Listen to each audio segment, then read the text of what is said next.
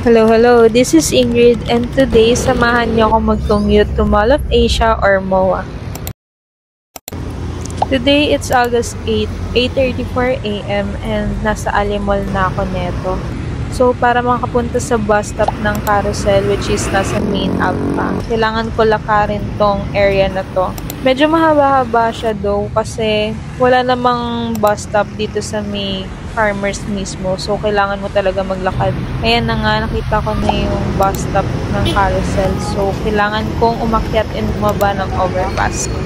Ito na, pagsakay na tayo ng bus. So, ang fare neta is 38 pesos. Actually, itong Carousel talaga yung pinaka-convenient na nasakyan ko going to MOA since isang ride na lang siya. So, hindi mo na iisipin pa kung saan ka bababa. Ito na nga, 9:30 nasa Pasay na tayo and then 9:35 nasa MOA na tayo.